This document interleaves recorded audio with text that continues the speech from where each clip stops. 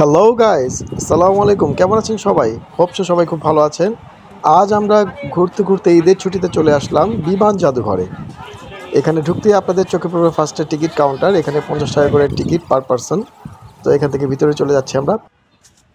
ছুটিতে যারা ঢাকার ভেতরে ঘোরার জায়গা পাচ্ছেন না এবং এমন একটি জায়গা খুঁজছেন যে জায়গাতে বাচ্চারা এবং বড়রা একসাথে টাইম স্পেন্ড করতে পারবে খুব ভালো হবে, তাদের জন্য বিমান জাদুঘর একটি সেরা জায়গা।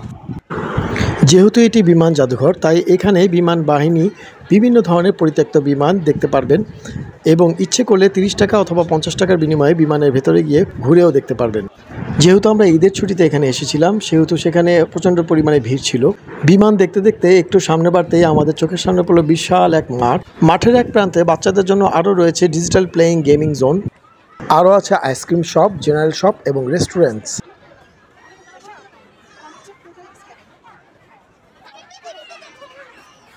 এখানে পর্যাপ্ত পরিমাণ বসার জায়গা থাকতেও আমি এবং আমার স্ত্রী ঈদের প্রচণ্ড পরিমাণে ভিড়ের কারণে মাঠেই বসে পড়ে সময় কাটাচ্ছিলাম।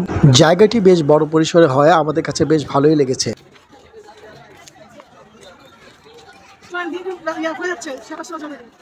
এবং মাঠ থেকে সামনের দিকে যেতেই আমরা একটি ছোট শিশু পার্ক পেলাম।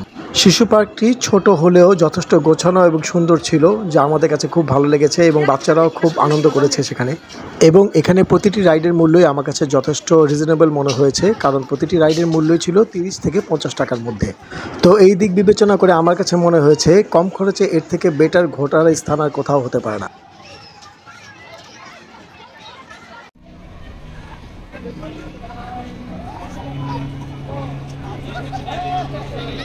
মিরাজ,